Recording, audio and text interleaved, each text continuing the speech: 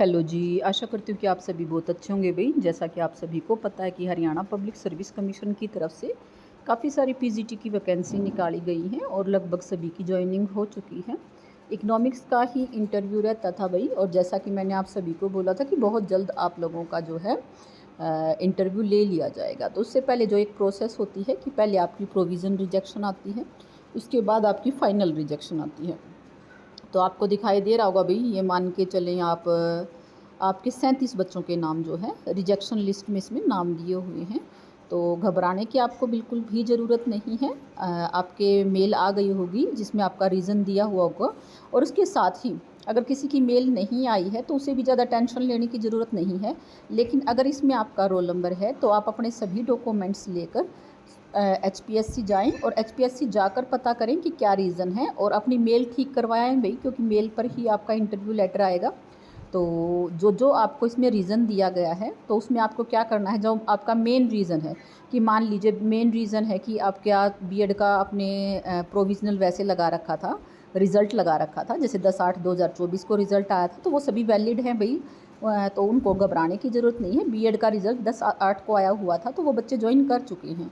तो आपने उस टाइम रिज़ल्ट लगाया हुआ था, डीएमसी नहीं लगाई थी। तो आपको सबसे पहले जो मेन रीज़न है वो आपका बीएड वाला है, तो आपको सबसे ऊपर पीडीएफ में उसकी डीएमसी लगानी है, और जो सेकंड लाइन में आपको लिखा हुआ ना बीए एमए जो भी डीएमसी, उसके नीचे लगा के उसकी पीडीएफ बनवानी है। मतलब सबसे ऊपर वो वाला लगवाना है जो इसकी वजह से आपको मेन रीज़न जिसकी वजह से आपको रिजेक्शन आई है। तो ये तो आपका है रिजेक्शन वालों का भाई, और बहुत जल्द ही आपको आपका इंटरव्यू शेड्यूल भी देखने को मिलेगा।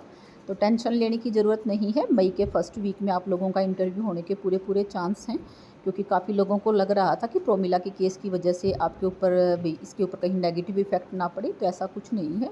दूसरी बात भाई, जिनकी न्यू जॉइनिंग हो चुकी है वो अपने सारे काम कंप्लीट करवा लें। एनपीएस फॉर्म वाला, एमआईएस वाला, एचआरएमएस वाला। एमआईएस पर आपको कैसे पता चलेगा कि आपका डाटा कंप्लीट हो चुका है?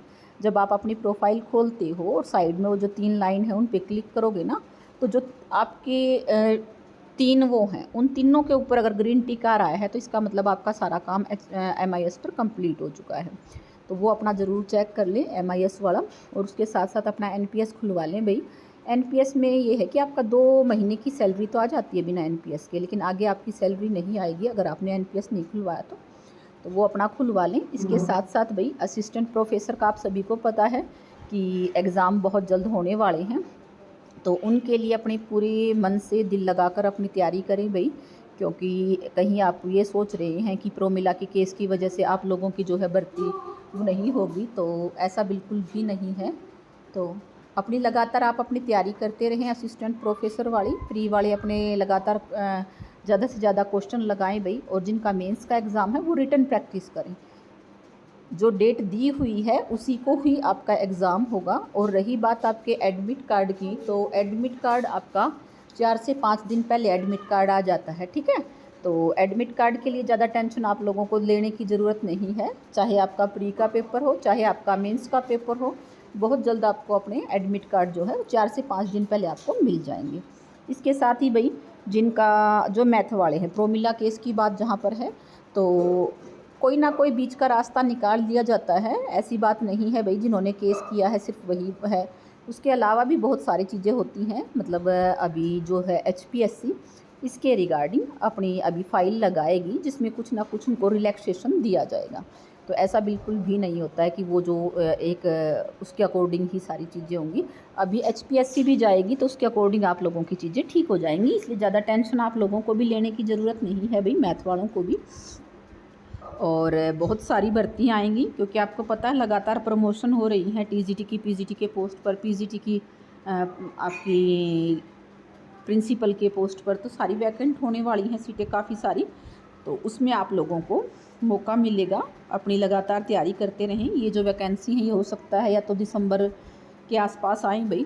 तो अगर आप अपनी तैयारी कर रहे हैं तभी आप अपना अच्छा कर पाएंगे। इसके साथ साथ जो इंग्लिश वाले हैं वो लगातार आपकी अपनी तैयारी बना के रखें। ज़्यादा चांस आप लोगों के भी लगातार जैसी चीज़ें हो रही हैं तो प्री के ज़्यादा चांस बन रहे हैं। तो जिनका पहले मेंस हो चुका है वो भी अपने अच्छे से प्री की और मेंस की दोनों की तैयारी साथ लेकर चले। और ज़्यादा टाइम आप लोगों को नहीं दिया जाएगा। जैसे ही आपका कोर्ट केस सोल्व होता है तो आपको बहुत कम टाइम दिया जाएगा। और जो EWS वाली सीट है ना, जो जनरल में कन्वर्ट करनी थी और ESM वाली, उनकी भी फ़ाइल चली हुई है। बहुत जल्द उनका भी आपके रिज़ल्ट आने वाला है। BCA BCB का 24 तारीख को कोर्ट केस की तारीख है भाई। जैसे ही वो सोल्व होगा तो आपकी जो सीटें हेल्ड कर की हुई हैं उनके भी रिज़ल्ट आप लोगों के आने शुरू हो जाएंगे। तो पॉजिटिव रहें, लगातार अपनी तैयारी करते रहें। मेरी तरफ से आप सभी को ऑल द बेस्ट।